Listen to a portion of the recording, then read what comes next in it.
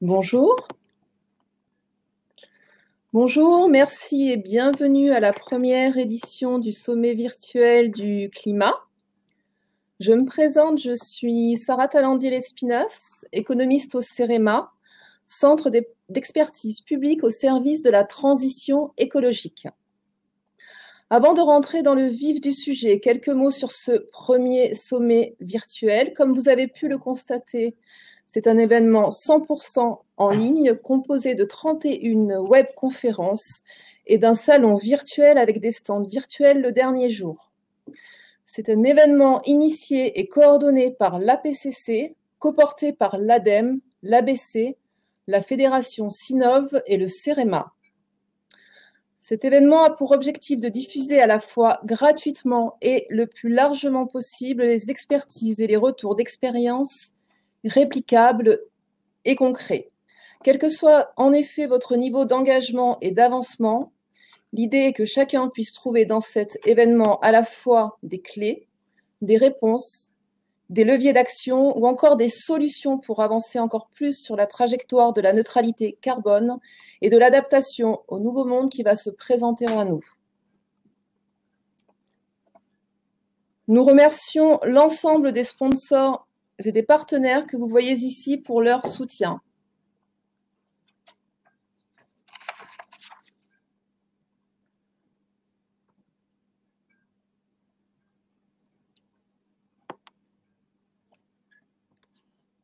Je précise que cette conférence sera disponible en replay sur le site du sommet virtuel du climat. Vous pouvez poser vos questions tout au long de la conférence dans le module de chat, sachant que nous prévoyons un temps de réponse spécifique au terme de la deuxième et de la troisième partie de notre présentation. Enfin, je précise que le support est téléchargeable depuis la salle virtuelle et qu'il le sera également en même temps que le replay.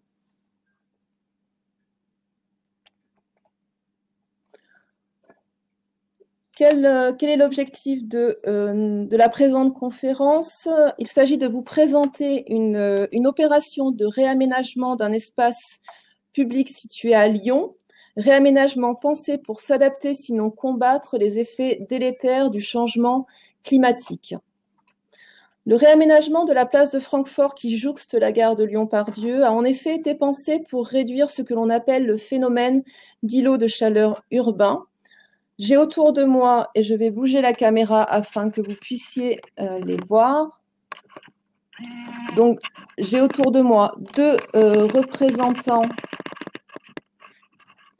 de la société publique locale Lyon-Part-Dieu en charge de l'aménagement de la place de Francfort et plus globalement du quartier des affaires de la Part-Dieu. Donc, monsieur Lionel Martin, qui n'est pas la personne qui s'affiche à l'écran.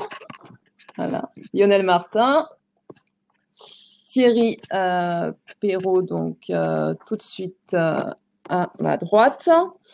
J'ai également avec moi Marlène Bartou, DGIS, chef de projet aménagement urbain. Et enfin, donc deux autres représentants du CEREMA, Nicolas Furmanek et Marie-Laure Papex. Tous deux donc du CEREMA. Marie-Laure est économiste, tandis que Nicolas est chargé d'études aménagement et adaptation de la voirie au changement climatique. Je précise à ce stade que le CEREMA pilote notamment le centre de ressources sur l'adaptation au changement climatique et c'est la raison pour laquelle le CEREMA conduit notamment des analyses sur, d'une part, des actions d'adaptation au changement climatique, à la fois sous l'angle technique et sous l'angle économique, ainsi que des travaux sur le coût de l'inaction en matière climatique et donc avec des publications à venir. Ce que nous vous proposons aujourd'hui, c'est donc une présentation à 6 voix. Je vais me permettre de tourner une nouvelle fois la caméra car je vais m'exprimer encore un petit peu. Donc c'est Thierry qui s'en occupe.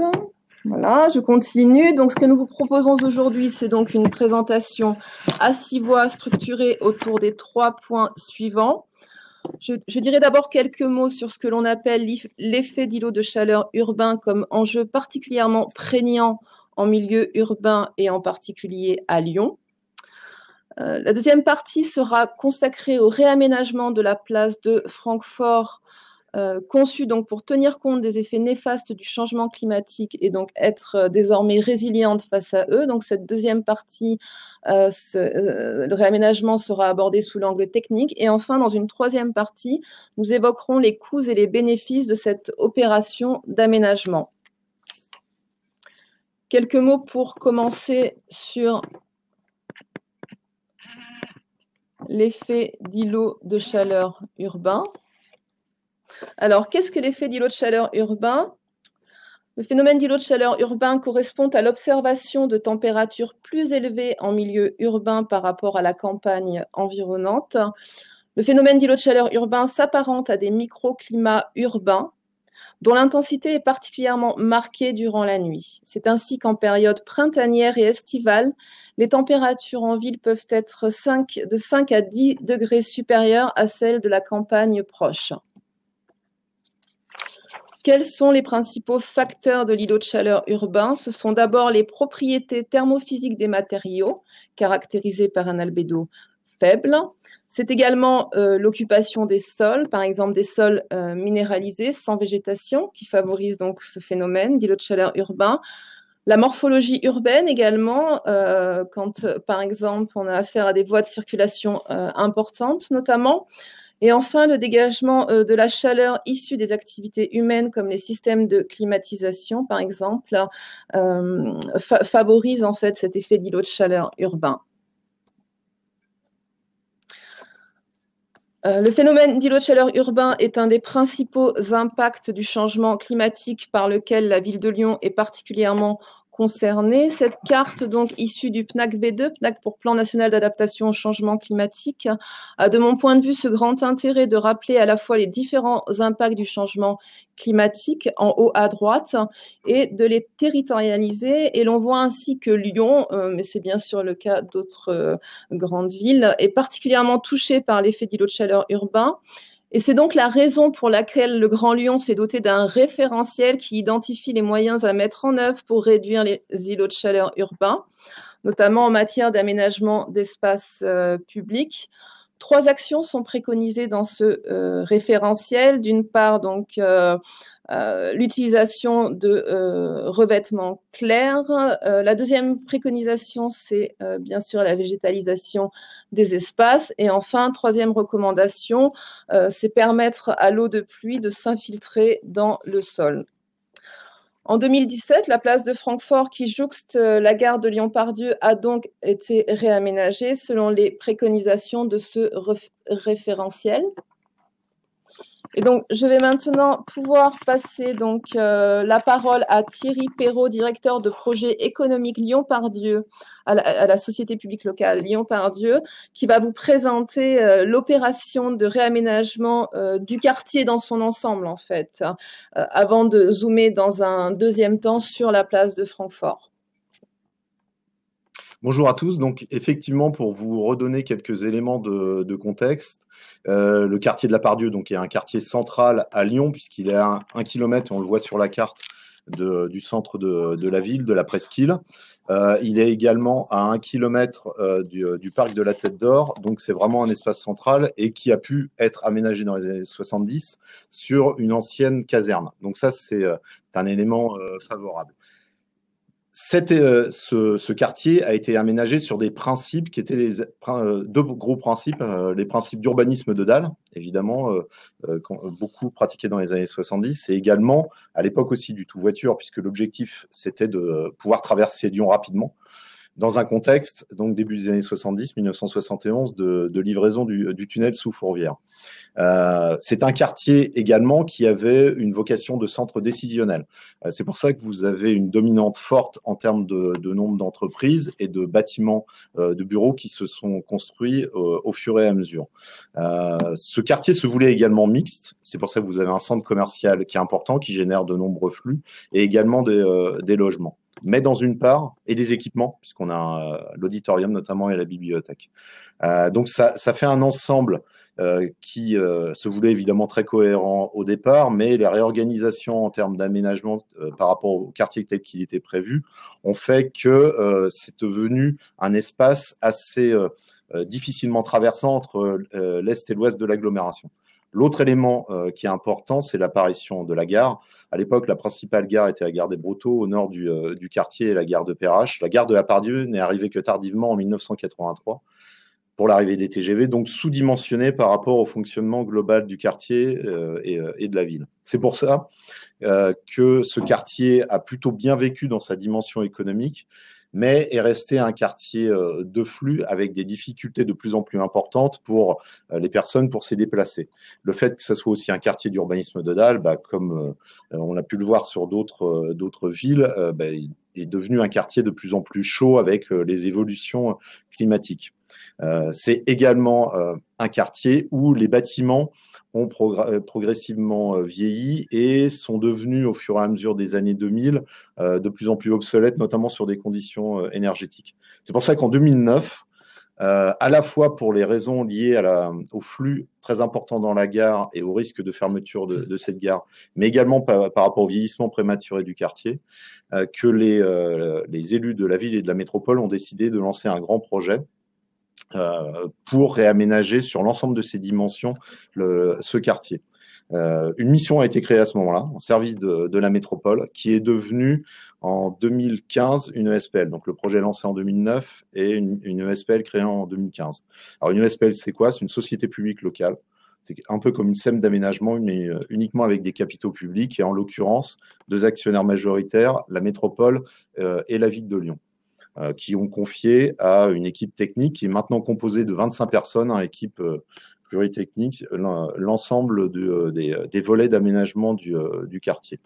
Si on passe sur la slide suivante, en fait, il y a des rôles classiques que l'on porte en tant qu'aménageur, puis des rôles un peu plus spécifiques liés à la typologie de quartier.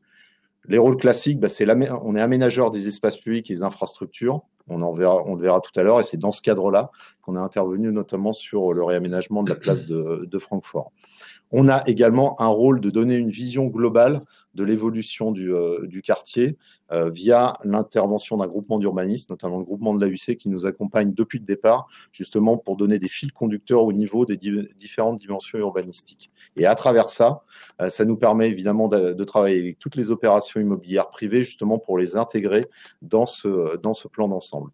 L'autre point, évidemment, c'est qu'on est sur un quartier qui est très intense, où il y a beaucoup de chantiers liés aux espaces publics, aux infrastructures et aux bâtiments, qui nous confèrent une mission de coordination chantier et d'organisation globale. Et puis le dernier point, qui est lié au tissu économique, 2500 établissements, 60 000 emplois à l'heure actuelle, donc une dimension tertiaire très importante. On est deuxième quartier tertiaire en France, derrière la Défense, donc qui confère une mission évidemment d'animation économique et de développement économique sur ce quartier, qui est également la principale locomotive économique de la métropole. Donc c'est pour ça que le quartier a été fondé également sur 3 enjeux majeurs qui vont être présentés sur la slide suivante. Donc,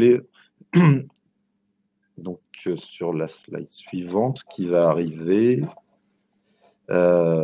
Donc, sur cette slide-là, vous voyez aussi les différents partenaires avec lesquels on intervient. Donc, évidemment, le groupement qui est sur la droite, qui nous accompagne sur toutes les dimensions. Et puis, évidemment, l'ensemble des partenaires, que ce soit les habitants, bien évidemment, les entreprises et tous les partenaires publics, SNCF, Citral, le centre commercial et le club des entreprises, puisqu'on a la chance d'avoir un club des entreprises qui est très important. Elle passe pas. Alors... Et sur on a un petit... On vous prie de nous excuser, en fait, visiblement, il y a un petit problème concernant les slides, en fait, qui ne passent pas. Ah, c'est bon. C'est bon. La flèche, au milieu de ta diapo, là. Cette flèche. Ah oui. Voilà. Donc, 3 enjeux. Donc, on va reprendre sur la slide précédente. Voilà. 3 enjeux en termes de développement du quartier. Un premier enjeu donc, qui est lié aux mobilités. Gare sous-dimensionnée, prévue pour 30 000 personnes par jour. On est à 120 000 à l'heure actuelle et à 220 000 à l'échéance du projet. Donc, réaménagement de la gare, doublement de la surface, reconnexion évidemment avec les transports en commun, bus, métro, tram, et également un gros travail pour intégrer dans l'espace public des voies cyclables, des espaces beaucoup plus généreux pour les piétons et avoir je dirais une organisation des mobilités qui soit cohérente sur un quartier moderne et un quartier de gare. Deuxième enjeu, renforcer la position de deuxième quartier tertiaire en France. Donc, il y a un volume important de mètres carrés qui vont être produits en termes de bureaux, mais c'est pour répondre évidemment à l'attractivité de la métropole et à l'arrivée de nombreuses entreprises sur le quartier. 600 000 mètres carrés sont prévus, pas mal de développement en cours et un taux de commercialisation qui est très élevé. Et le troisième volet, qui est évidemment un volet qui est très très important, c'est la qualité de vie sur le quartier. Le quartier était prévu comme mixte, il n'a pas complètement été sur les logements, donc il y a une grosse ambition de développement de logements. 2200 logements qui vont être nouvellement créés sur le quartier. Développement également de commerce et services en pied d'immeuble. Ça, c'est un élément fort par rapport à la volonté d'avoir un quartier vivant de jour comme de nuit et également le week-end, ce qui n'était pas le cas jusque-là. Et bien évidemment, les espaces publics qui représentent à la fois la jonction entre les bâtiments et je dirais l'usage au sol et qui sont un lieu qui est évidemment le lieu partagé par l'ensemble des usagers du quartier. Alors, il y a visiblement, je me permets de reprendre la parole, d'interrompre Thierry. Donc, il y a visiblement un petit souci concernant les slides. Donc, j'espère que tout le monde a pu télécharger le diaporama. Et donc, je préciserai au fil de la présentation des intervenants à quel diapo nous en sommes. Voilà, effectivement, en réaction notamment à ce qu'écrit Julien G. Je préviendrai effectivement quand vous devez changer les slides. Ça, c'est le premier point. Ensuite, je profite d'une question qui nous est posée par Hélène M. Question annexe sur le projet. Est-il prévu de rendre la rue de la Pardieu totalement cycliste? Donc, par rapport aux questions, en fait, je rappelle que cette présentation est structurée autour de 3 parties. Nous en sommes à la deuxième partie et donc un temps de réponse est prévu. Un temps de réponse est prévu au terme de la deuxième et troisième partie. On prévoit 10 minutes. On prévoit 10 minutes de questions à la fin des deuxième et troisième parties. Et enfin, je précise que nous sommes présentement à la diapo 13. Est-ce que Thierry, vous avez terminé avec la diapo 13? Oui. Oui, et donc on passe diapo 14. On en est à la diapo 14 qui s'intitule 9 hectares d'espace public réaménagés d'ici 2023. Donc sur cette slide-là, en fait, vous avez la représentation du cœur du quartier. Et à travers notamment les flèches rouges, les principaux axes qui vont être traversants, puisque l'un des enjeux, c'est la traversée, notamment Est-Ouest.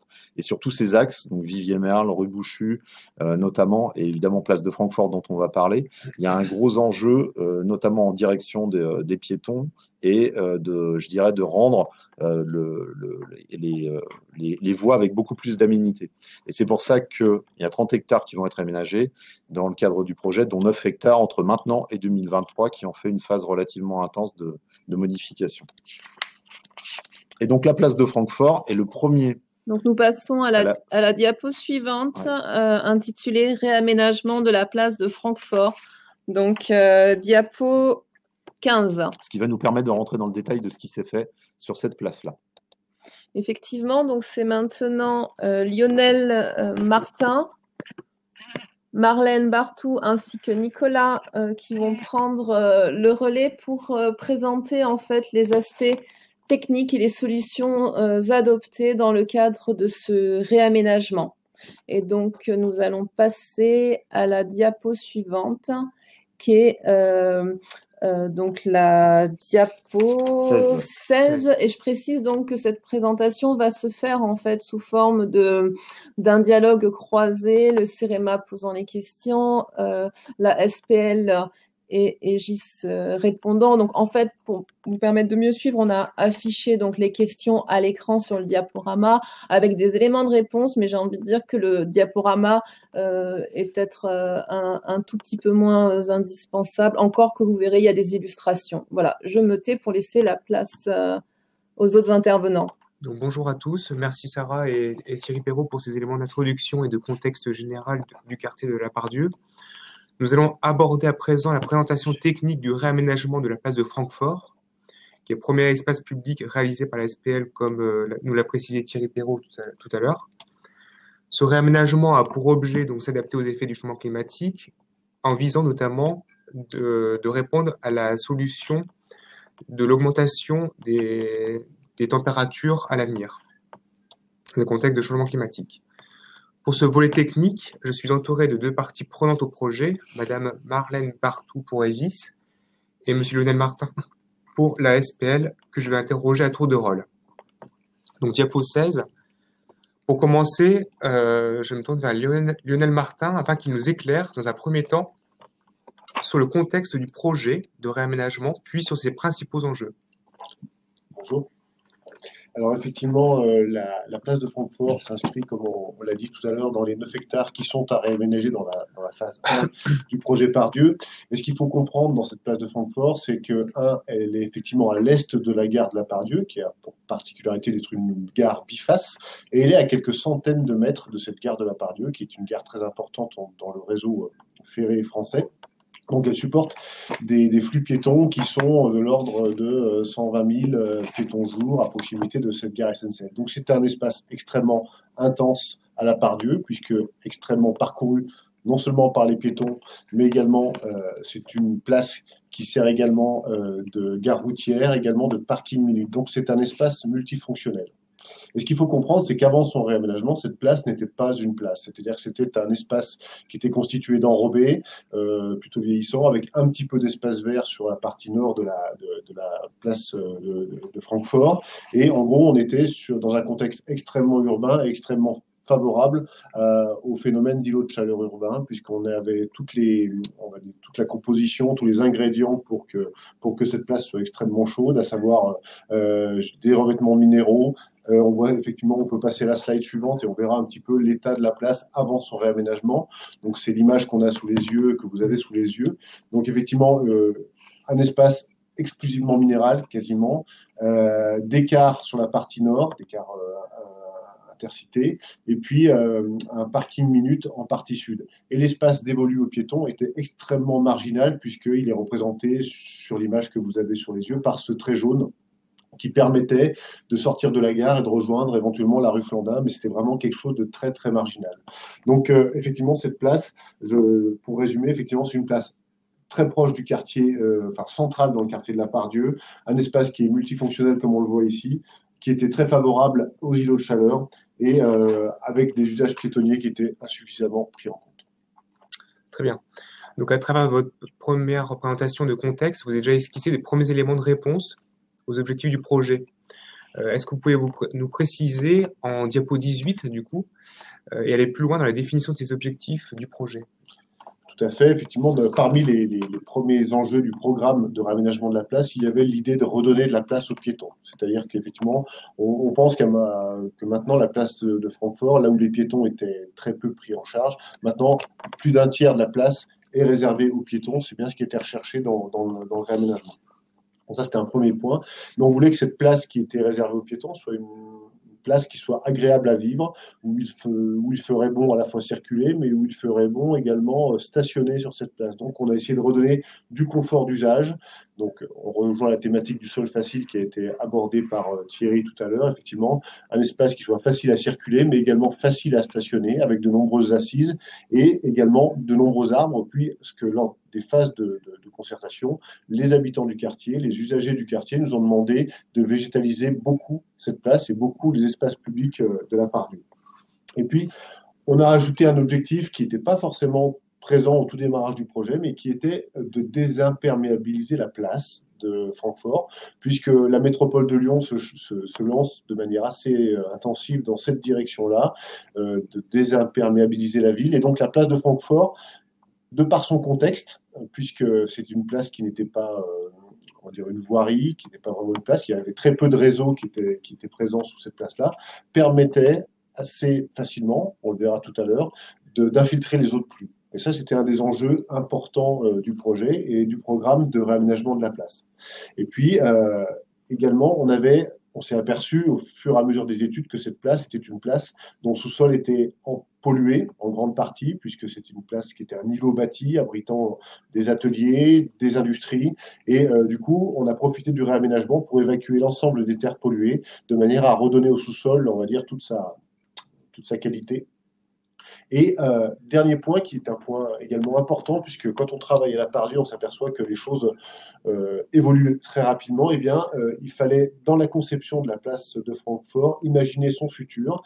Et son futur, on sait d'ores et déjà que la gare routière va migrer, va se déplacer. Et donc, quand cette gare routière ne sera plus là, il va falloir étendre, on va dire, l'espace dévolu aux piétons, étendre l'espace dévolu aux arbres, effectivement, pour remplacer l'écart par, on va dire, l'intégralité de la place de Francfort. Donc, on sait qu'on n'est que dans le temps 1 de cette place et qu'elle va évoluer au fur et à mesure du projet Pardieu. Donc, diapo 19. Donc, on va maintenant présenter les parties prenantes du projet et la gouvernance de ce projet. Effectivement, le projet implique un certain nombre d'acteurs avec une gouvernance innovante. Et M. Thierry Perrault, tout à l'heure, a introduit le rôle prégnant de la SPL dans les projets d'aménagement du quartier de la Pardieu. Comment la SPL travaille-t-elle avec la métropole? Quelles sont les missions et le rôle de la SPL par rapport à cette métropole? Alors, la SPL Pardieu, Thierry l'a dit tout à l'heure, effectivement, est le concessionnaire de la métropole de Lyon pour réaménager le quartier de la Pardieu. Donc, notre rôle est effectivement avant tout un rôle d'aménageur. Refaire les infrastructures et les espaces publics du quartier de la Pardieu, c'est notre rôle principal. Ensuite, on a un rôle de coordination, puisque sur le quartier de la Pardieu, on a de nombreuses opérations privées et publiques qui doivent avoir lieu, et la SPL est là pour effectivement faire en sorte que ces opérations se fassent, bien entendu, mais se fassent tout en maintenant toutes les fonctionnalités du quartier, puisque la gare doit continuer à fonctionner, le pôle bus doit continuer à fonctionner, le pôle tramway également, et en fait le centre commercial aussi, enfin toutes les fonctionnalités qui existent actuellement à la Pardieu. C'est ça qui rend effectivement ce projet un petit peu complexe, c'est qu'effectivement on ne peut pas fermer telle ou telle rue, on ne peut pas fermer tel ou tel commerce, tout doit continuer à vivre pendant le temps du projet. Donc ça fait partie des rôles de la SPL. Il y a également un rôle d'animation économique, puisque les mètres carrés construits doivent trouver preneurs, à la fois pour des commerces, à la fois pour des bureaux. Donc ça, c'est un rôle qui est également propre à la SPL Pardieu. Et puis, effectivement, nos missions et nos connexions par rapport à la métropole sont également techniques. Pour ce qui nous concerne, Marlène et moi, effectivement, on a tendance à travailler, enfin, on a l'habitude de travailler toujours avec les services, notamment de la métropole de Lyon et ceux de la ville de Lyon. Concernant la place de Francfort, on a été étroitement lié avec le service de la voirie de la métropole de Lyon, notamment son laboratoire, avec le service de la direction de l'eau de la métropole de Lyon, puisqu'effectivement, ce sont eux qui nous ont guidés par les techniques de désimperméabilisation de cette place. On a travaillé également avec le service arbres de la métropole, puisqu'effectivement, les techniques de plantation sont, on va dire, testées, validées par les services, notamment des bureaux d'études, puis effectivement par les gestionnaires qui vont avoir à gérer à la fois les revêtements, à la fois les dispositifs d'assainissement, ou tout simplement donc, ceux qui vont être amenés à entretenir les arbres que nous plantons sur la place de Francfort et plus tard sur l'ensemble du quartier. Donc on a surtout vous avez surtout brossé en fait les acteurs de maîtrise d'ouvrage en fait avec la SPL et la métropole. Qu'en est-il concernant les autres acteurs, notamment les concepteurs et puis la maîtrise d'œuvre, notamment en profitant de la présence de Marlène Barthou des GIS qui a été impliquée également dans l'élaboration du projet. Effectivement, dès la phase conception et la phase mise en œuvre, on a un groupement de maîtrise d'œuvre qui nous accompagne, dont le mandataire est un cabinet d'architectes parisien qui s'appelle l'AUC. Donc c'est François de Coster qui en est responsable. Et puis EGIS, c'est le bureau d'études qui fait partie de ce groupement de maîtrise d'œuvre, dont on a vu tout à l'heure les logos s'afficher sur le PowerPoint dans une slide précédente. Donc ça, c'est pour la partie maîtrise d'œuvre. Ensuite, nous travaillons avec d'autres partenaires institutionnels et concernant la place de Francfort, nous avons travaillé avec la SNCF, forcément, par rapport au trafic, notamment des cars TER, avec le conseil départemental de l'Isère, puisque leur car arrive effectivement sur la place et récupère des usagers à cet endroit-là. On a travaillé également avec Rhône Express, puisque les quais de Rhône Express sont en immédiate proximité avec la place de Francfort. Et puis, lors des phases de conception, on verra tout à l'heure qu'on a fait planches d'essai, qu'on a pu tester les matériaux qu'on a mis en œuvre sur la place de Francfort. On a travaillé avec des associations représentatives des piétons, des personnes à mobilité réduite, et puis également avec les habitants, puisque la Part-Dieu est souvent perçue comme un quartier de flux, de travail, mais c'est également un quartier habité, et la place de Francfort est bordée effectivement par des immeubles d'habitation, donc on a travaillé avec ces habitants. Voilà. Donc on va passer, Sarah, à la diapo 20.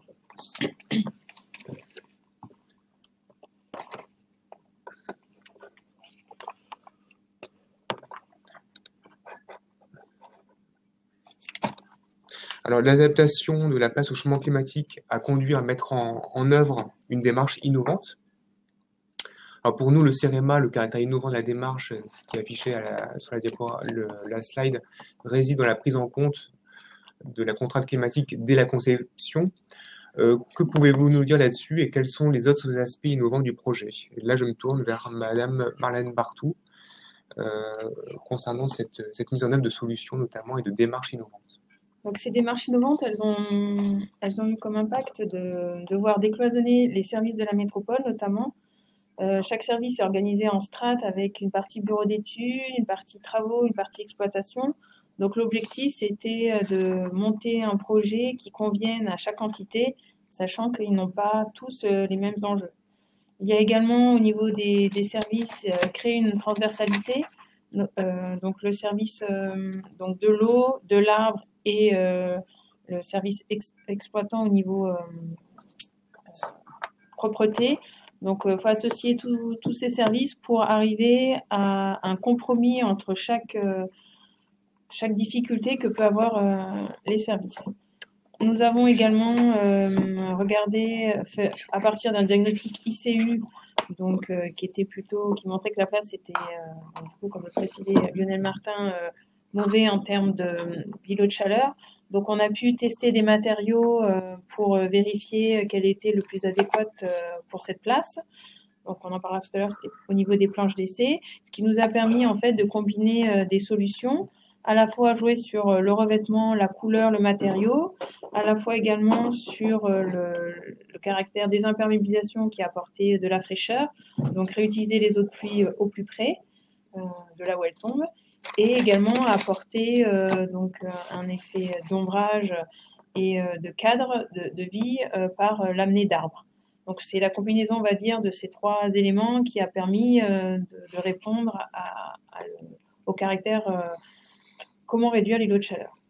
Donc ce qui nous a du coup conduit à travailler différemment de ce qu'on a l'habitude de faire avec les services de la métropole dans d'autres projets, mais qui du coup occasionne pour nous, maîtrise d'œuvre, un risque, puisque là on va prendre une responsabilité différente, puisqu'on est on a mis en œuvre des solutions qui n'étaient pas éprouvées, donc du coup avec un risque à la fin que le dispositif ne fonctionne pas.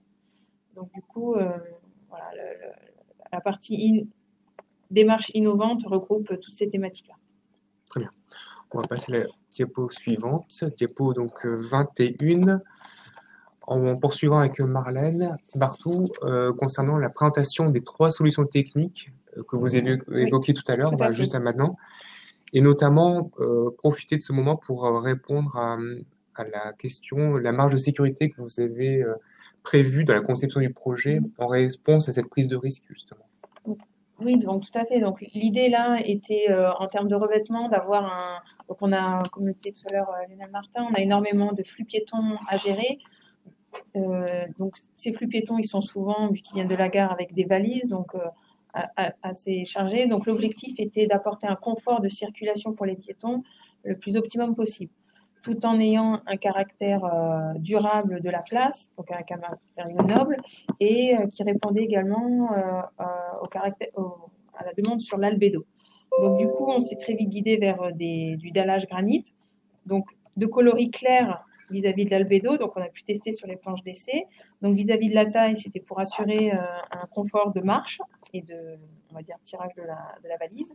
Et du coup, on a voulu également jouer sur le caractère revêtement poreux pour apporter, pour gérer l'eau pluviale de la place. Donc, du coup, ces 3 thématiques-là ont conduit à des choix sur un revêtement qui a pu avoir, on va dire, l'aval des associations donc PMR pour le confort et des usagers. Du coup, au niveau du... Donc ça, c'était le premier choix. On va peut-être passer à la pour le diapo revêtement, voilà. 22. Diapo 22. Donc sur la gestion des eaux pluviales, donc comme je le disais, donc l'objectif c'était d'avoir un revêtement poreux. Donc le matériau granit n'étant pas poreux, on a joué sur les joints. Donc toute la difficulté a été de trouver un matériau qui permettait à l'eau de très vite s'infiltrer à travers les joints, en jouant également sur le dispositif sous le dallage qui permettait de guider l'eau vers la nappe, donc au plus vite. Et du coup, voilà, on a joué sur donc un massif de diffusion en surface. Donc on verra pour la thématique d'après pour l'arbre, pour arroser l'arbre, mais également un aspect structurel recherché, donc avec un béton drainant. Donc avec toute la complexité qu'il y a sur ces matériaux, on va dire, nouveaux, où on n'a pas de retour d'expérience, donc du coup avec le risque qu'à terme ça ne fonctionne pas. Au niveau de la diapo 23, donc l'idée c'était de planter un maximum d'arbres, donc on en est à 93 arbres, avec des essences différentes, donc en grande majorité les ginkgo, poiriers, gleditsia et cèdres. Et du coup, l'eau qui est amenée par les joints poreux qui sont sur toute la surface, se diffuse à travers les joints, vont dans un massif de diffusion qui est obtenu par une granulométrie, et après vont arroser les arbres pour leur apporter l'eau qu'ils ont besoin pour grandir. Et par évapotranspiration, l'arbre, en plus de l'ombrage, va apporter de la fraîcheur à l'environnement en période estivale.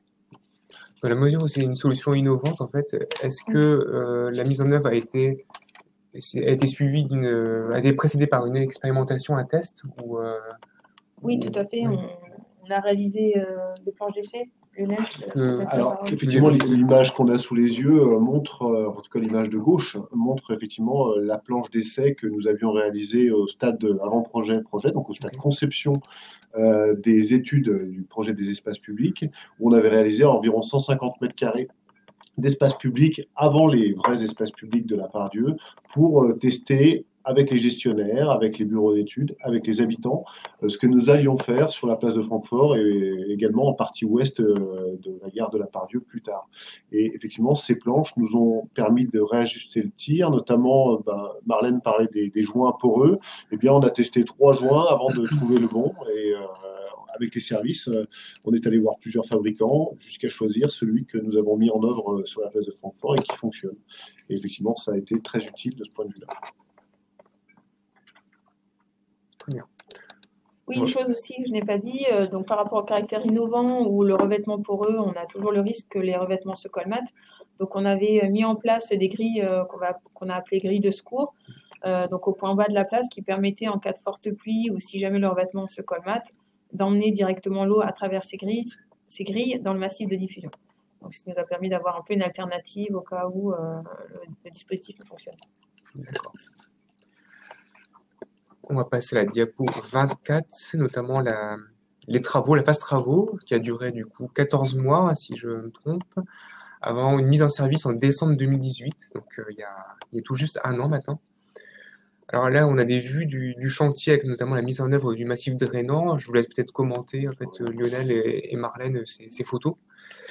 Alors, rappelez effectivement qu'on est sur une place, donc il y a en proximité de la gare SNCF, donc on a des flux piétons qui sont importants.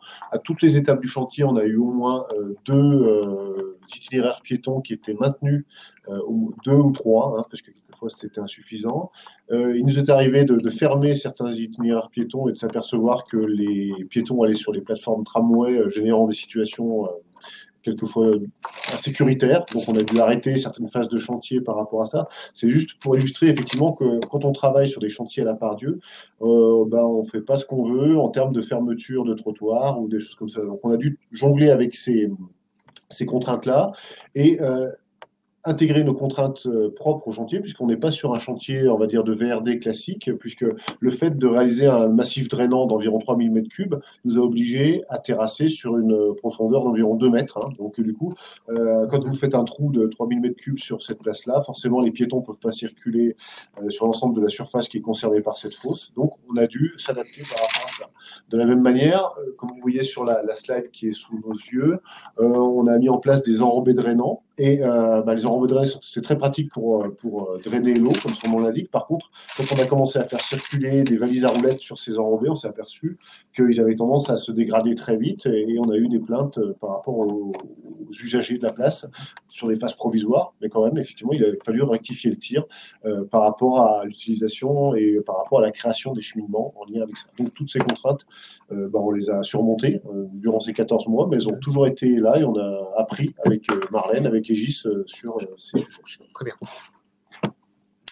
Du coup, vous avez répondu à la question là, concernant le flux quotidien des piétons. Sarah, on va passer à la diapo 25, s'il te plaît. 25, donc là c'était la situation avant aménagement, hein, on l'avait déjà présenté en tout début de diaporama. On arrive maintenant sur les résultats de l'aménagement, donc je laisse Lionel Martin et Marlène Barthou commenter cette photo de réalisation, notamment la position du parvis piéton avec la présence du végétal qui est assez prégnant, quoi. Effectivement, on a sous les yeux, alors c'est une vue qui est depuis l'est, hein, on regarde vers l'ouest, donc on reconnaît la tour Crayon au fond de l'image. Au premier plan, nous avons la gare routière avec ses 11 quais, donc on a dû effectivement toujours maintenir pendant toutes les phases du chantier. Et là, c'est son emplacement, on va dire, quasiment définitif, puisqu'elle bougera, mais pas tout de suite, voilà, on l'a dit tout à l'heure. À gauche de l'image, on a le parking minute qui a été réduit, hein, puisque j'en ai peu parler, mais effectivement, on est quand même dans le rééquilibrage des modes sur la place de Francfort, puisqu'on était effectivement sur une place qui était intégralement réservée au mode mécanisé, hein, les cars d'un côté et les voitures de l'autre. On a réduit la jauge du parking minute de 100 places environ à 50 places environ, donc on a divisé par 2 le nombre de places de voitures au profit des piétons, et on voit toute la partie plantée qui est très claire. Imagine le granit clair effectivement sous ces arbres, eh bien ce sont les fameux 30%, plus de 30% de surface qui est allouée aux piétons et qui permettent de dégager 2 grandes diagonales qu'on imagine sur cette image qui viennent de l'entrée de la gare SNCF. Voilà. Donc c'est un aménagement qui a rempli pleinement ses objectifs au profit des piétons notamment, ce qui était souhaité dans le cadre du projet. Tout à fait, on a répondu au programme. Pour l'instant, on a eu récemment des félicitations de la part de l'association représentative des piétons sur cet aménagement-là. Donc on est plutôt sur l'aspect signalétique piétonne, puisqu'on a également, on n'en a pas parlé, mais si prendre en compte le piéton, ça veut dire prendre en compte le revêtement, mais également son orientation dans la ville. Mais grosso modo, effectivement, on a rempli les objectifs qui nous étaient fixés sur la place de Francfort. En termes de confort bioclimatique, confort thermique du piéton, diapo numéro 27 et du coup, en termes de résultats, en fait, est-ce que vous pouvez commenter également ces scores ICU, en fait, notamment Ce sont des scores ICU réalisés par la métropole de Lyon. Ouais. Donc, situation avant et situation après aménagement. Donc, on peut se rendre compte que la plantation d'arbres a permis d'améliorer le score. Et également la mise en œuvre de béton sur la rue Flandin, voilà, où on était en rouge du fait de la présence d'enrobés, on est passé en orange. Donc globalement, on a amélioré fortement l'effet d'îlot de chaleur sur cette place, où il y a énormément de piétons qui circulent. Très bien. Merci Marlène et Lionel pour vos interventions.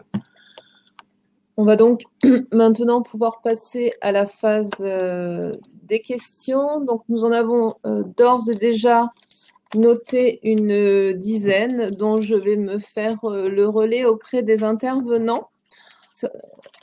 La première question donc, qui nous a été posée était la suivante. Est-il prévu de rendre la rue de la Part-Dieu totalement cycliste ?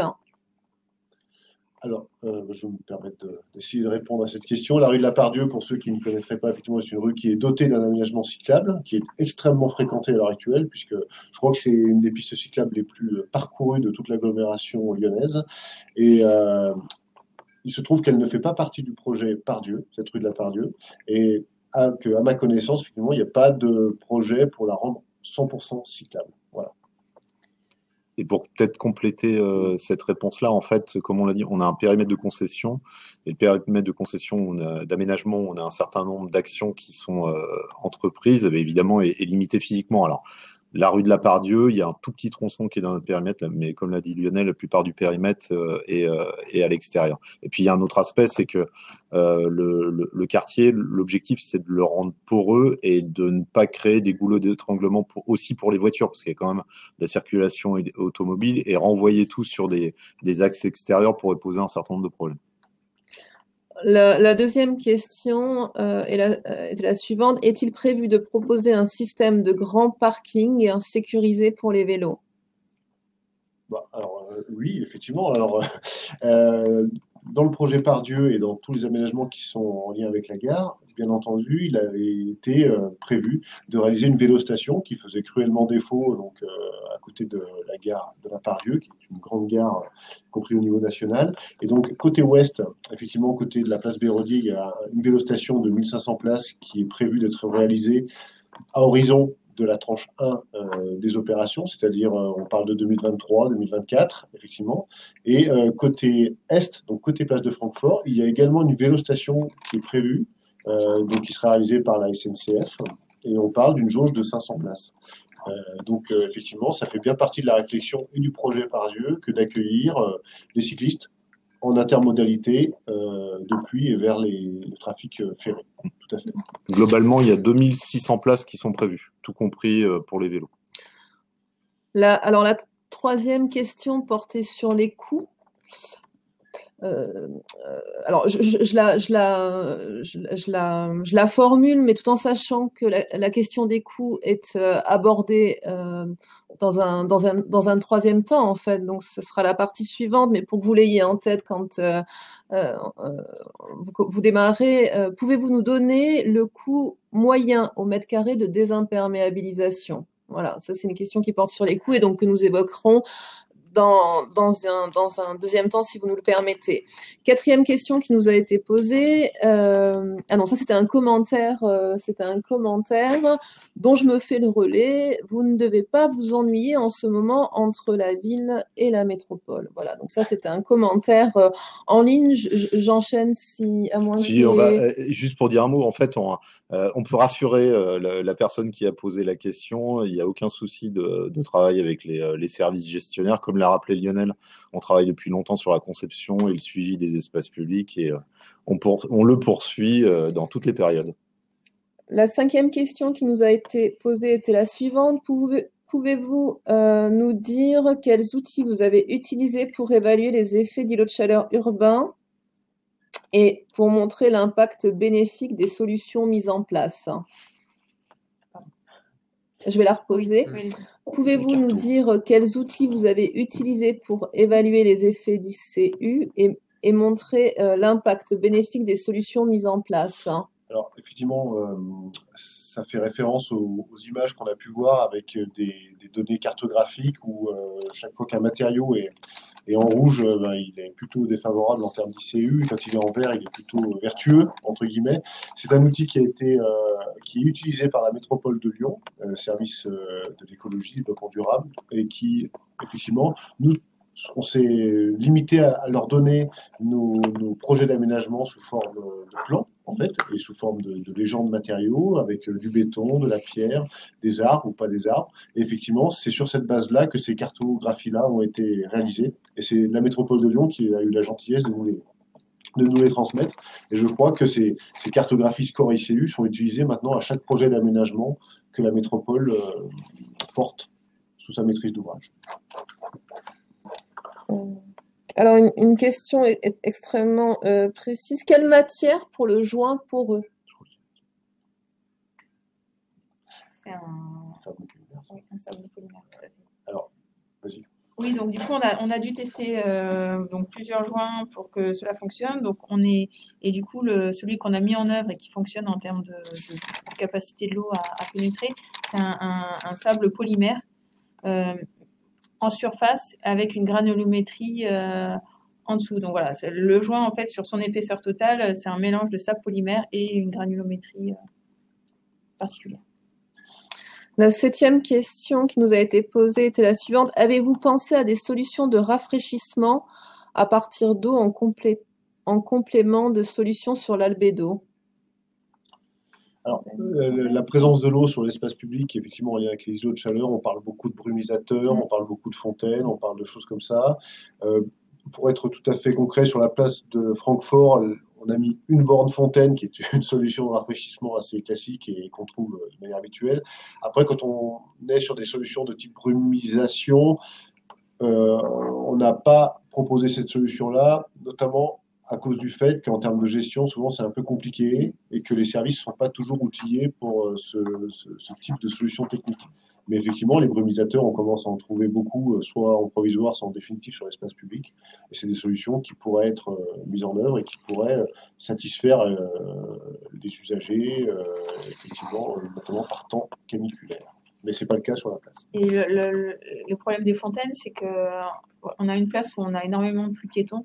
Donc on ne pouvait pas, c'est un trop fort compromis sur le flux piéton et l'impact d'une fontaine sur la place. Ça prendrait trop de place. Donc, ce choix a été évacué. Nous avons eu un commentaire de Cécile B qui disait donc nous avons utilisé des matériaux perméables à la ville de Paris dans nos cours d'école. Nous pourrons échanger là-dessus et faire un retour d'expérience. Donc une proposition d'échange et donc une réaction enthousiaste à cette proposition, Cécile B.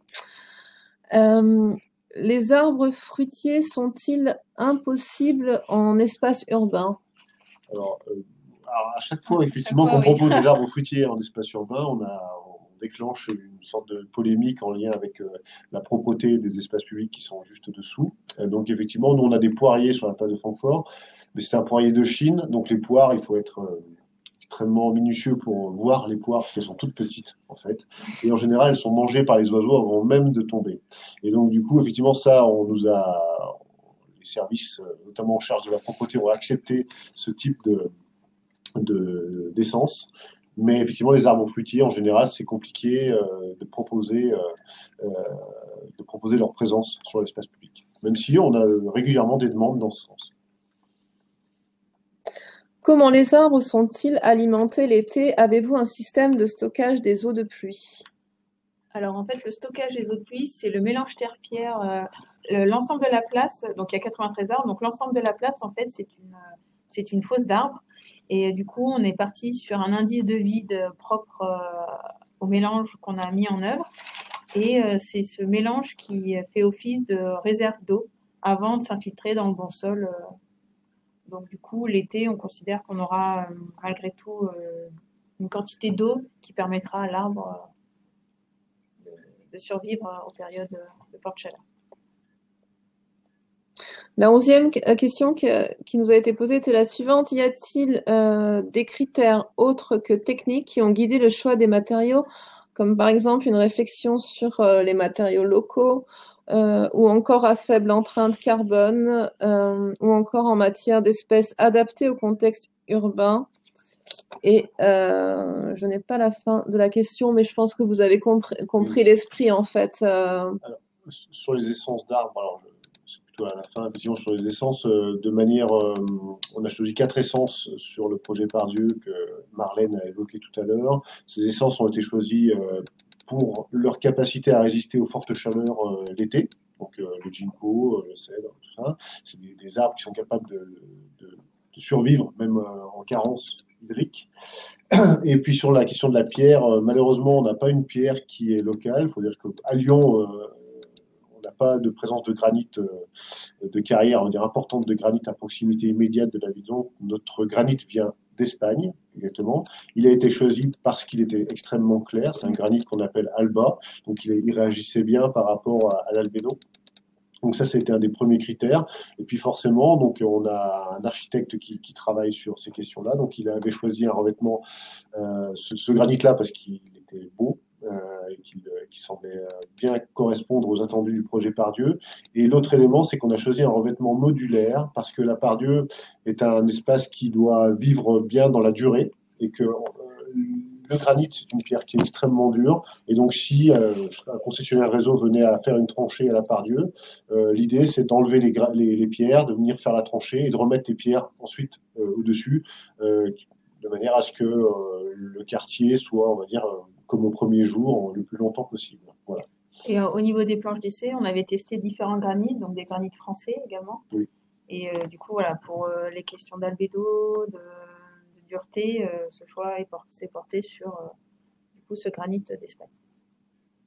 Très bien, merci. Alors, je suis désolée, il est quasiment 10h25, c'est l'heure à laquelle nous avions prévu de passer à la troisième partie de cette présentation, donc je ne vais pas pouvoir me faire le relais des autres questions qui nous ont été posées, mais je vais malgré tout les noter pour qu'on puisse prendre le temps d'y répondre si possible à la fin de cette webconf. Donc, je passe maintenant la parole donc à Marie-Laure Papex qui va changer de place avec Nicolas pour que vous l'entendiez bien. Donc, Marie-Laure Papex maintenant pour les enjeux en matière de coûts et de bénéfices de cet aménagement. Donc, Marie-Laure Papex du CEREMA qui va interroger la SPL Pardieu ainsi que Égis sur ces aspects. Et encore une fois, je vais noter les autres questions qui sont arrivées depuis. Je me tais, je laisse la parole aux autres intervenants. Bonjour. Dans cette partie, ce que je vous propose, c'est qu'on s'intéresse à la fois au coût monétaire, au coût implicite, c'est-à-dire il y a certaines parties qui vont nous prendre du temps, qui vont prendre un soin particulier, on ne pourra pas le monétariser. Est-ce qu'on s'intéresse aussi au coût évité, à la fois au coût évité aujourd'hui et au coût évité demain par rapport aux solutions que vous avez choisies, et finalement qu'on fasse un bilan plutôt à titre d'expert de la solution ou des solutions que vous avez utilisées sur l'aménagement de la place de Francfort. Ce que je voudrais rappeler, c'est qu'ici, on va s'intéresser plus particulièrement au surcoût lié à la question de la réduction de l'îlot de chaleur et de la perméabilisation de l'espace. Donc, on ne va pas s'intéresser à chaque coût au mètre carré, mais on va plutôt s'intéresser à, finalement, les solutions que vous avez mises en œuvre, c'est des solutions pour répondre aussi aux enjeux, à ces deux enjeux climatiques-là. Donc, on va s'intéresser plutôt à des questions de surcoût. La première question que je vais vous poser, vous avez beaucoup parlé du fait que c'était une place innovante, avec 3 solutions innovantes mises en œuvre.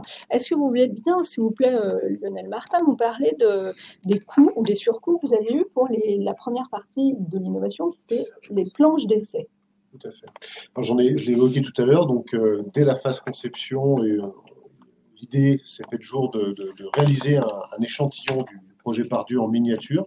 Donc, on a lancé, entre guillemets, dès la phase AVP et la phase Pro, une consultation de travaux de manière à réaliser cet échantillon-là. Alors, pour la place de Francfort, l'échantillon coûtait un petit peu d'argent, puisqu'on se dit qu'il y a à peu près 150 000 euros, 200 000 euros d'espace public qui ont été réalisés, de manière à réfléchir à la place de Francfort telle qu'elle a été réalisée l'année dernière, et de manière à bien mettre autour de la table, entre guillemets, l'ensemble des services pour être sûr que ce qui était proposé allait fonctionner à la fois dès sa mise en service, mais aussi dans le temps, pour être sûr que notre système de désimperméabilisation fonctionnait, serait validé, pour être sûr que l'arbre serait planté conformément aux attentes des services gestionnaires, et pour être sûr que l'innovation dont parlait Marlène tout à l'heure, à la fois donc l'arbre, le sol, l'eau, tout ça fonctionne de manière la plus optimale possible. Donc, un surcoût initial par rapport à cette phase-là, de 150 000 à 200 000 euros. Vous nous disiez qu'en face de ce surcoût, vous aviez eu une subvention. Alors, effectivement, on a été accompagné par le dispositif Écocité dans le cadre de ce surcoût initial qui nous a permis effectivement de lancer cette phase d'essai, puisque donc c'est le ministère de l'Environnement qui a pu nous aider dans ce cadre-là, puisqu'on était éligible du fait du côté un petit peu innovateur de notre projet à cette aide-là. Merci. Comme on le sait, les coûts liés à l'innovation, finalement, le diable se cache dans les détails, et c'est souvent quand on aborde la vie du chantier qu'on s'aperçoit qu'on a eu un surcoût. Est-ce que vous voulez bien, Marlène Barthou, nous parler des surprises éventuellement que vous avez pu avoir en phase chantier sur la question des joints? Oui, donc les joints, donc le matériel n'avait pas pu être testé du coup dans les planches d'essai, puisque les planches d'essai n'avaient pas été conclusives sur le produit perméable qu'on mettait au niveau des joints. Du coup, le dispositif qu'on a mis en place du joint en phase chantier a été mis en œuvre et on s'est rendu compte que en testant la perméabilité, donc cela fonctionnait, mais par contre ce joint avait taché la pierre. Donc à la fin du chantier, on a souhaité du coup pour redonner un côté qualitatif à la place visuellement, procéder à un nettoyage des joints et du coup ce qui a eu pour conséquence donc déjà un surcoût parce qu'il a fallu du coup hydrosabler les joints et on avait le risque que cette méthode vienne colmater les joints. Donc, on a dû refaire des tests pour vérifier que la perméabilité du joint était toujours au niveau minimal qu'on avait demandé. Et heureusement, ce qui a été le cas. Et également, on va dire un retour d'expérience décalé également dans le temps, c'est que certaines zones qui n'avaient pas été hydrosablées pour des raisons par choix, on s'est rendu compte qu'au bout de 6 mois, cette patine qui s'était déposée sur le dallage avait disparu d'elle-même. Donc, le retour d'expérience, voilà. Donc, donc, maintenant, on sait que pour les phases d'après, suivant si on veut rendre un aspect qualitatif tout de suite propre ou si on peut attendre, on aura les deux possibilités. Merci. On va passer au coût de l'aménagement humain, donc plus le coût de l'expérimentation, mais finalement les phases d'études et les phases de réalisation. Alors, Monsieur Martin, vous me disiez en phase d'études, finalement, vous avez eu un peu les mêmes coûts que dans un chantier classique. Oui, tout à fait. Effectivement, mis à part l'expérimentation des planches d'essai qu'on a évoquées tout à l'heure, effectivement, nos phases d'études ont été similaires à ce qu'on trouve habituellement sur un projet d'espace public lambda, effectivement, avec une attention peut-être un tout petit peu supérieure par rapport justement à la relation avec les services gestionnaires, les services experts, notamment de ceux de la métropole de Lyon. Mais au global, on se retrouve sur une configuration habituelle pour un aménagement différent. Et du coup, c'est en phase de réalisation, vous nous donneriez un chiffre, c'est une réalisation qui vous a coûté combien? Alors, c'est une réalisation qui a coûté 5,4 millions d'euros hors taxe, à la place de Francfort, effectivement. On n'a pas fait l'exercice d'essayer de voir combien nous aurait coûté cette même place de Francfort réalisée avec des techniques dites classiques. En revanche, Marlène en parlera tout à l'heure, on est quasiment sûr qu'elle nous a coûté plus cher que ce qu'on aurait réalisé avec des techniques dites classiques. On verra certains exemples tout à l'heure où effectivement les coûts de certaines couches de matériaux, de certaines modes de fer font que de manière quasiment automatique, on augmente un tout petit peu le prix de revient de l'investissement initial. Parlons-en dans les détails, Marlène. Le premier point, c'est la porosité des joints drainants. Combien vous évaluez le surcoût de ce dispositif par rapport à un joint classique? Donc le surcoût, on l'estime à 10% de plus, donc ce qui n'est pas non plus énorme, mais voilà, le joint drainant coûte un peu plus cher qu'un joint classique. Le deuxième dispositif innovant, on est sur la diapo 33. Ah oui, on a changé les diapos. Sur le deuxième dispositif qui était particulièrement innovant, c'était le système des dalles en pied d'arbre oui. qu'on peut élargir en fonction de oui. la croissance de l'arbre. C'est un dispositif qui a coûté combien? Donc, c'est 2 000 € par arbre. Et l'idée là, en fait, on dit 2 000 € par arbre, mais il faut prendre en compte le fait qu'il y avait un souhait donc de planter tout en assurant une largeur de flux piéton maximale. Donc, du coup, ce dispositif-là, si on n'avait pas été dans un dispositif de revêtement poreux, on l'aurait sans doute malgré tout mis en place. D'accord. Donc, du coup, c'est pour ça que c'est difficile de dire combien a coûté le surcoût occasionné par le dispositif innovant en termes sur cette place, parce que voilà, on multiplie vis-à-vis de l'attendu de la place, des usages attendus, différents éléments. Ok.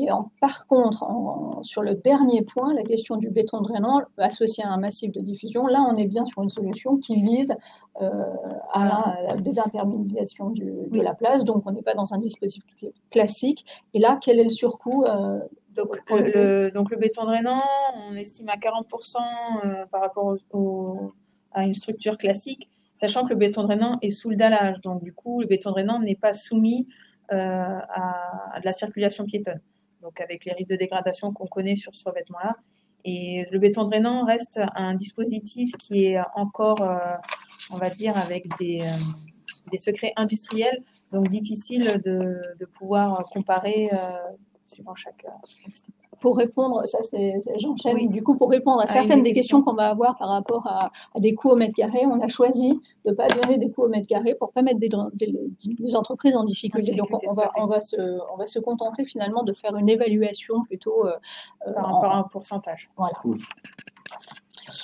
Je le disais en fait tout à l'heure, enfin c'est vous qui le disiez d'ailleurs très bien, Lionel Martin, à la fois ce chantier on peut évaluer un certain nombre de coûts monétaires et puis il y a un certain nombre de coûts que vous n'aviez pas envisagés qui sont en fait des coûts en temps passé et en soins apportés à la relation parce que ce chantier quand même vous pouvez estimer que c'est un chantier un peu plus complexe qu'un chantier classique. Est-ce que vous voulez bien nous détailler par exemple 2-3 éléments qui nous permettraient de comprendre pourquoi étant innovant ce chantier a des aspects de complexité supérieure? Tout à fait, effectivement.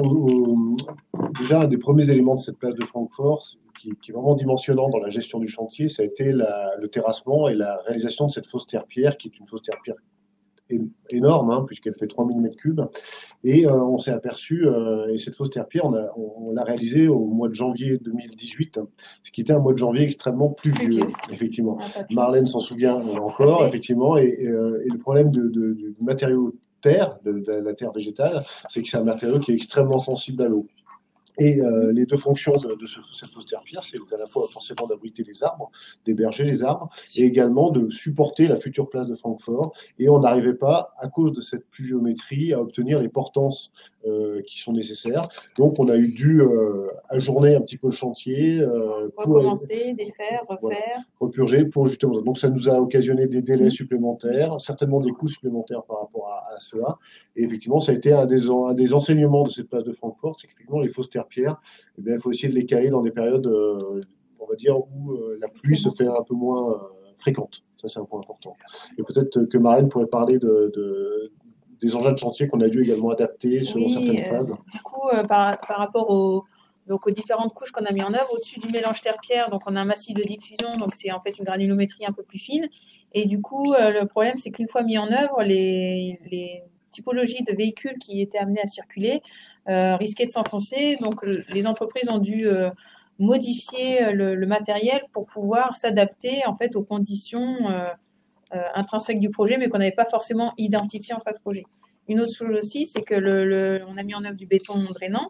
Et du coup, le temps de séchage du béton, c'est pareil. Ça demande, il faut attendre un minimum de temps pour pouvoir, notamment par rapport au dispositif des flux piétons à maintenir, donc basculer les piétons d'une phase à l'autre. Donc voilà, tous ces éléments-là, pris un par un, occasionnent en fait à chaque fois potentiellement des délais supplémentaires et du coup des difficultés techniques en phase chantier. Ouais, c'est l'intérêt un peu de ce genre de retour d'expérience, c'est que les auditeurs ne font pas. Oui, qu'on ne voit pas sur. Tout à fait.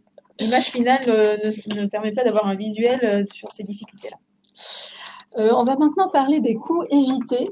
Alors, les coûts évités par les systèmes que vous avez mis en œuvre, les coûts évités aujourd'hui et demain. Donc, ce que je vous propose, c'est que vous nous parliez finalement du dispositif alternatif de gestion des eaux, de l'autre dispositif de gestion des eaux que vous n'avez pas mis en œuvre et qui permet d'éviter à la fois des coûts aujourd'hui et des coûts demain.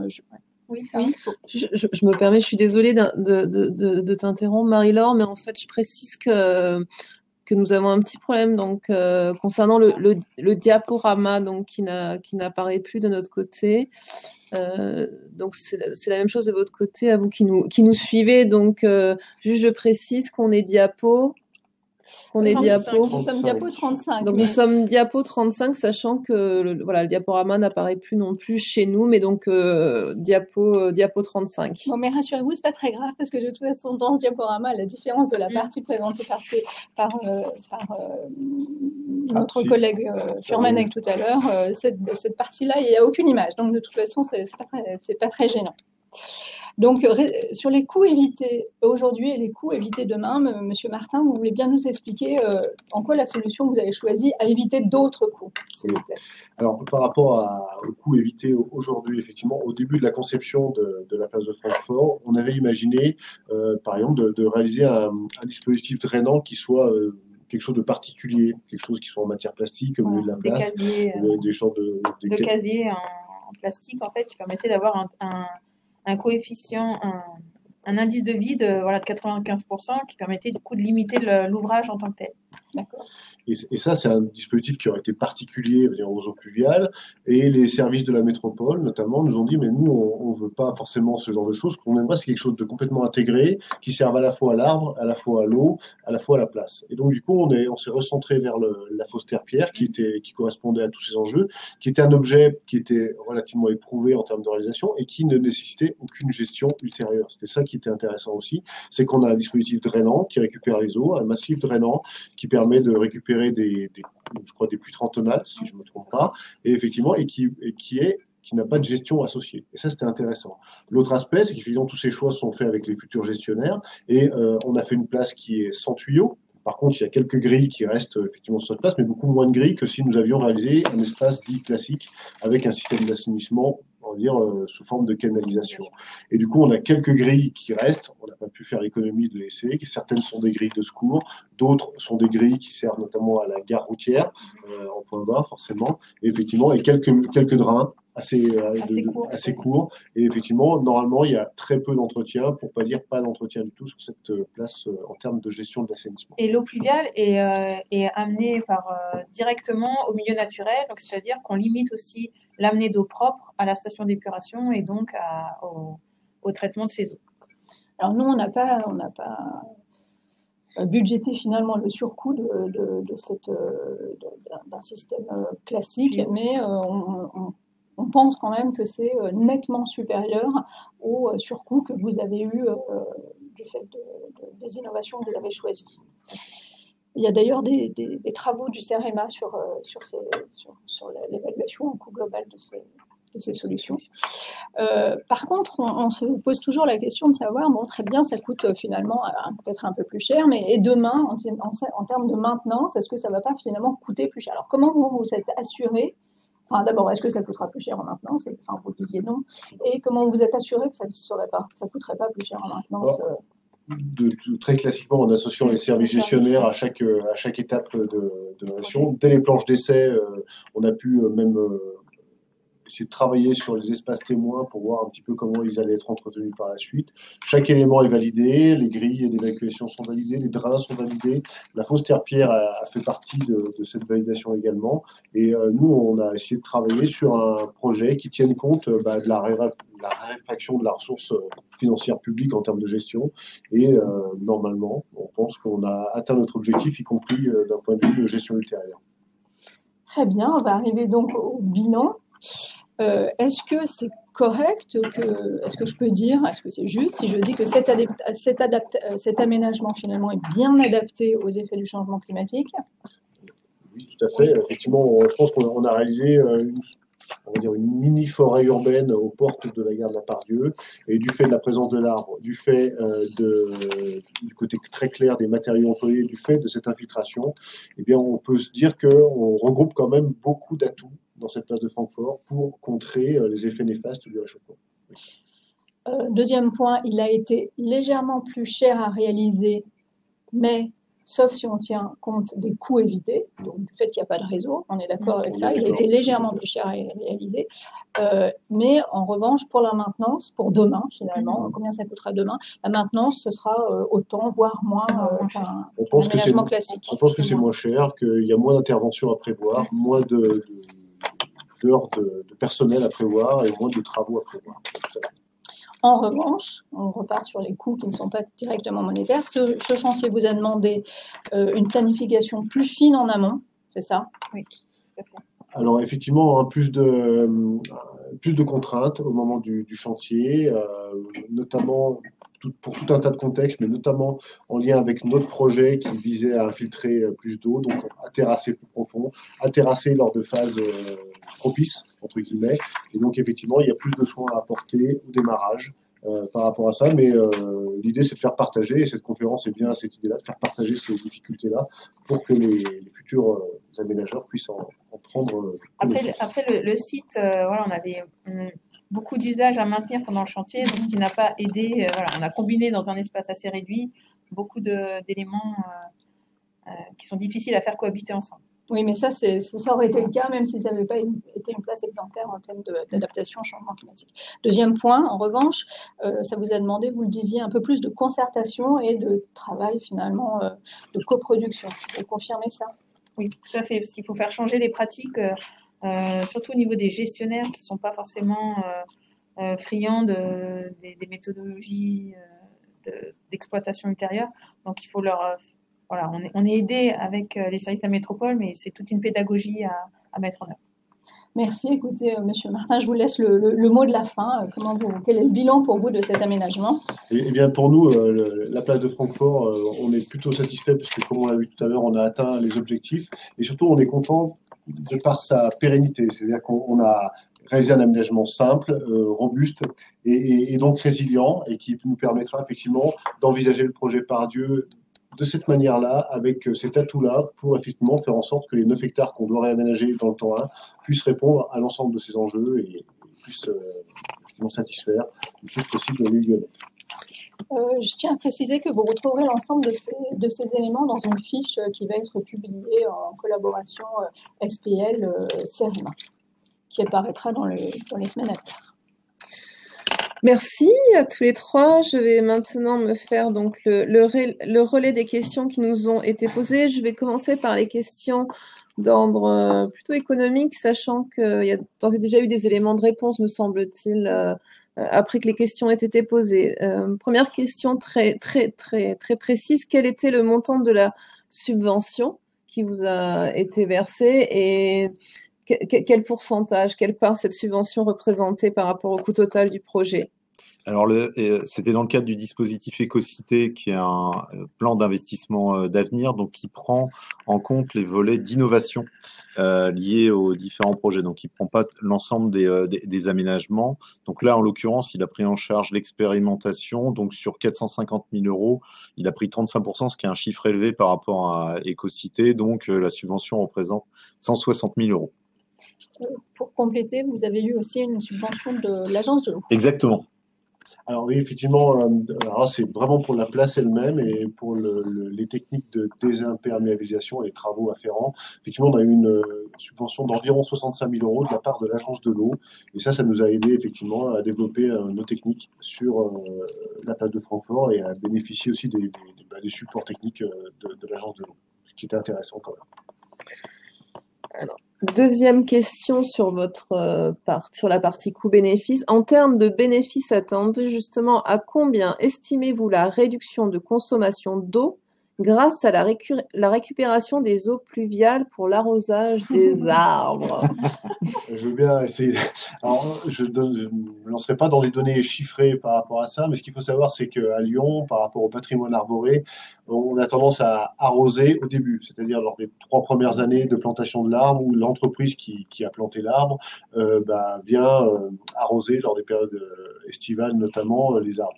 En revanche, après, une fois que ces 3 années sont passées, normalement, les arbres d'alignement, ce qu'on appelle les arbres d'alignement, ne sont plus arrosés et bénéficient de la pluie quand il y en a. Et quand il n'y en a pas, ils doivent se satisfaire des apports du sol.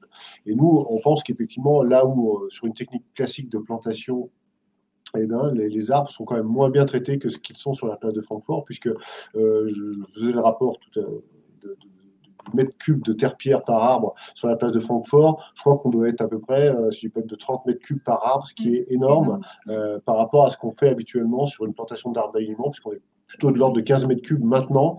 Et dans les années 70, on était à, je dirais, 2 mètres cubes quand c'était. Donc, on est vraiment sur une prise en compte du réseau racinaire de l'arbre qui est extrêmement bonne, avec un sol qui est poreux en surface. Donc, a priori, nos arbres, sans apport d'eau supplémentaire, devraient se développer correctement. Puis vous nous le disiez, en plus, on peut, avec ce système-là, on sait maintenant que les arbres communiquent entre eux par les racines, c'est ça. Donc, je ne suis pas un spécialiste de la communication végétale, mais effectivement, il semble que notre fosse se prête bien à la communication interracinaire sur la place. Vous avez d'ores et déjà apporté des éléments là-dessus, mais peut-être aurez-vous envie de compléter. L'investissement a coûté certes plus cher, mais quel coût de gestion pour la suite? Alors, je sais que vous avez d'ores et déjà développé ce point. Est-ce que vous avez envie de rajouter quelque chose? Moi, je dirais que la principale question qui se pose à nous, c'est notamment, Marianne en parlait tout à l'heure, la pérennité des joints drainants. Est-ce que ces joints vont rester drainants? On suit la drainabilité de cette place tous les 6 mois, je crois. Le laboratoire de la voirie de la métropole de Lyon fait des tests tous les 6 mois pour savoir si nos joints restent drainants au fur et à mesure du temps, parce que c'est une place qui se salit, qui vieillit. Et si la métropole souhaite, si ces joints venaient à se colmater, et si la métropole venait à souhaiter avoir une opération sur ça, ça pourrait coûter un petit peu d'argent. Mais pour l'instant, il n'en est pas question. Pour l'instant, nos joints fonctionnent dans la durée. Et si jamais il venait à se colmater, on a un dispositif qui sécurise le système. Donc voilà, pour l'instant on en est là, mais grosso modo c'est une place qui ne devrait pas coûter cher. Je voulais rajouter un autre point, parce qu'au CRMA, on étudie aussi d'autres solutions techniques avec des pavés rafraîchissants, stockage de l'eau. Puis tout à l'heure, il y avait une question aussi sur des systèmes de rafraîchissement liés à l'eau. Une des raisons pour lesquelles Lionel Martin utilisait le mot de résilient tout à l'heure, c'est aussi parce que c'est une place dans laquelle les solutions techniques sont robustes, dans laquelle il n'y a pas de capteur, il n'y a pas de... et ça fait partie aussi d'une bonne gestion de la maintenance et des coûts de gestion après à terme. Une question d'une nature un tout petit peu différente. Le projet a-t-il été conçu avec les usagers ou encore a-t-il été soumis à concertation? La réponse est oui. On a eu de nombreuses réunions de concertation dans les phases études. On a pu permettre aux usagers du quartier de toucher du doigt le futur sol facile de la Part-Dieu grâce aux planches d'essai. On n'a pas toujours convaincu par rapport au choix, notamment des dalles granit, puisque effectivement c'est un revêtement qui est certes lisse, mais on en a parlé, il y a des joints, donc effectivement on a toujours cette petite granulométrie qui fait qu'on n'a pas un sol qui est entièrement comme peuvent l'être certains revêtements coulés. Donc on a eu quelques échanges par rapport aux habitants, mais on peut dire que ce projet est, lui, concerté. Il tient compte des désirs des usagers et des habitants que d'avoir plus de place, plus d'ombre, plus de fraîcheur. Donc de ce point de vue-là, la place de Francfort remplit ces conditions-là. Oui. Très bien. Alors, j'en ai fini pour les questions qui concernaient cette troisième partie sur les coûts et les bénéfices. En tout cas, je n'en ai pas noté de nouvelles. Si une question suite à une question, excusez-moi, parce que en même temps que je parle, je lis les nouvelles questions qui nous sont posées, donc que je prendrai après. Là, je me permets de revenir un petit peu en arrière et de me faire maintenant le relais des questions auxquelles on n'avait pas eu le temps de répondre suite à la partie 2. Donc, une des questions était: pourquoi ne pas avoir prévu de désimperméabiliser la place dès le départ, alors que l'on sait que la perméabilité est un enjeu en matière d'ICU? Vous l'avez dit à un moment donné, Lionel Martin, que c'était peut-être pas dans le projet initial que de désimperméabiliser la place, et donc il y avait une question là-dessus. Alors, je pense qu'à la Part-Dieu, on le voit tous les jours, à chaque fois qu'on fait des chantiers, on est sur, je l'ai redit, on est sur quelque chose d'hyper dense en termes de... Et donc, les espaces publics de la Part-Dieu, ce qu'on ne voit pas, sont toujours parcourus de réseaux souterrains extrêmement denses, ou de parking, ou de trémies, des choses comme ça. Donc, avant d'aller vers les solutions de désimperméabilisation, il a fallu qu'on étudie un petit peu le sous-sol de la Part-Dieu. Et on ne pouvait pas d'emblée, autrement ça aurait été mentir, que de dire on va désimperméabiliser 9 hectares d'espace public à la Part-Dieu. On a pris des précautions, et GIS a pris des précautions pour se dire, avant de dire tel ou tel espace va être vertueux sur le plan de la perméabilité, on va essayer de voir déjà ce qu'il y a dessous, faire des sondages, faire des études de sol pour être sûr que ça fonctionne. On a eu la chance sur la place de Francfort que ça fonctionne bien. On a d'autres espaces sur lesquels ça fonctionne assez bien. Et il y a d'autres espaces, notamment je pense au boulevard Vivier-Merle, qui est parcouru de trémies, de réseaux et des réseaux structurants, qui alimentent l'ensemble de l'agglomération, notamment en eau potable. Eh bien, la place, le boulevard Béraudier, on ne pourra pas désimperméabiliser comme on l'a fait sur la place de Francfort. Et la place de Francfort, on a eu donc les tests de pollution, en fait, comme l'a dit tout à l'heure Lionel Martin, on avait énormément de fondations et donc de matériaux pollués, et la place, comme elle était dans l'état existant, on voyait pour les gens qui s'y promenaient des zones un peu d'affaissement. Elle était vraiment pas bien du tout, et du coup en fait ça s'expliquait par l'histoire du sous-sol, donc les fondations qui étaient laissées. Et du coup, ce qui a permis aussi enfin, ce qui nous a, vu qu'on venait du coup terrasser pour enlever tous ces matériaux, ces fondations, on en a profité pour remettre donc des bons matériaux et du coup de faire un ouvrage en fait, la fausse terre-pierre. Voilà. Donc c'était un peu ces ensembles d'éléments qui a conduit à ce projet-là. Une autre question. Le changement climatique induira des périodes de sécheresse, notamment en été. Comment cela a-t-il été pris en compte, cette sécheresse à venir, en particulier l'été? En fait, par rapport à l'été, je l'ai dit tout à l'heure, cette fausse terre-pierre aide à stocker l'eau de la place de Francfort. Et donc, toute l'eau qui tombe ces jours-ci, d'ailleurs, hein, sur la place, on pense que effectivement, c'est un réservoir qu'on a créé pour les arbres. Et puis, ce qu'il faut savoir également, c'est que quand on travaille à la Part-Dieu, on sait que la nappe phréatique n'est pas très profonde par rapport aux espaces publics. Hein. On est à moins 4 mètres environ. Et effectivement, il n'est pas rare, quand on terrasse sur le quartier, de voir des arbres qui vont chercher l'eau, y compris dans la nappe phréatique, pour se rafraîchir l'été, pour trouver de quoi vivre. Donc, effectivement, on n'est pas très inquiet sur la pérennité de nos plantations sur cet endroit-là. Une question sur les fosses d'implantation. Justement, les fosses d'implantation des arbres ont l'air individuelles et non pas continues entre tous les arbres, ce qui n'est pas favorable a priori à la circulation de l'eau entre eux. On a vraiment une fosse terre-pierre globale sur toute la place. Hein. C'est pas une fosse par arbre. Voilà, donc ça répond à... Et le massif de diffusion joue ce rôle-là. C'est qu'une fois que l'eau est passée à travers les joints, le massif de diffusion qui est sur toute la fosse terre-pierre va pouvoir diffuser l'eau partout, même sur les arbres qui sont au plus haut de la place. Même s'il n'y a pas énormément de différence de niveau entre le haut et le bas, l'ensemble des arbres sera arrosé naturellement. Une question sur l'altération du béton drainant avec les balises. Oui, alors, quelle solution avez-vous trouvé? En fait, le béton drainant n'est pas un béton surface. Donc, du coup, vu qu'il est protégé par le lit de pose et les pierres, on n'a pas ce problème qu'on peut voir sur un béton drainant pour des cheminements piétons. On voit que le matériau se délite et du coup, que le confort pour les piétons est très vite détérioré. Donc, on n'a pas ce problème-là puisqu'il est en sous-face.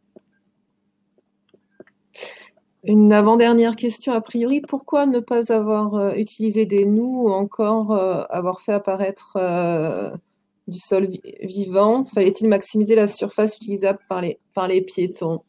C'est exactement ça. C'est qu'effectivement, la technique de la noue est une technique qui est à la fois esthétique, moins chère sans doute que ce qu'on a produit. Et du fait de l'intensité de la place de Francfort, et ce sera le cas sur l'ensemble des espaces publics de la Part-Dieu, on ne peut pas se permettre de dégager une surface enherbée qui pourrait être une noue sans pénaliser les cheminements piétons. Donc ce choix n'a pas été fait. Le choix de la noue, il fonctionne bien sur des tas d'aménagements. La rue Garibaldi en est un exemple qui se trouve être sur la frange ouest du projet Part-Dieu.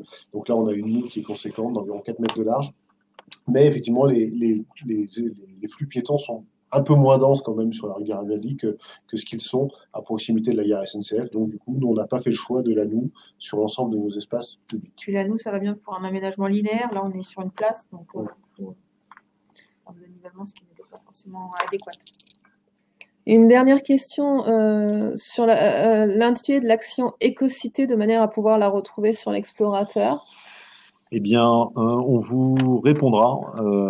Transmettez-nous votre adresse, parce que j'avoue, on l'appelle de différentes manières sur l'expérimentation albédo variable, etc. Et je me souviens plus exactement du nom qui est inscrit sous Écocité. Donc, on vous fera une réponse là-dessus. Très bien, donc je pense m'être fait le relais de l'ensemble des questions qui nous ont été posées au fil de cette webconférence. Avant de conclure, je tenais à remercier très chaleureusement à la fois mes collègues du CEREMA, Egis, ainsi que la SPL Lyon Part-Dieu pour avoir accepté de monter cette conférence avec nous. Rendez-vous le 28 novembre. Ah oui, et si c'est une personne que je tiens aussi particulièrement à remercier, c'est Johan Bernard, notre informaticien, qui a été extrêmement présent ces derniers jours, ces dernières semaines pour nous aider à monter cette webconférence. Rendez-vous le 28 novembre sur le salon virtuel pour continuer d'échanger avec les exposants. Et enfin, merci de nous donner votre avis concernant cette webconférence en mettant de 0 à 5 étoiles. Soyez sympa, de 0 à 5 étoiles. Voilà, merci de noter cette conférence. Et puis, prenez un instant dans la semaine qui suit la fin du SVC afin de répondre à l'enquête qui vous sera envoyée par mail. Nous comptons sur vos feedbacks pour préparer la 2e édition. Je vous remercie. Il reste un peu moins de 30 secondes. Voilà, merci. Merci pour tous ces commentaires qui font plaisir. Et puis, peut-être à l'année prochaine ou dans les prochains jours, prochaines semaines, si vous avez encore des questions à nous poser, je pense que ce sera assez simple pour vous de trouver nos contacts au CEREMA, chez GIS ou à la SPL Lyon Pair 2. Je vous remercie. Très bonne journée, très bon week-end. À bientôt. Au revoir. Merci. Au revoir. Au revoir.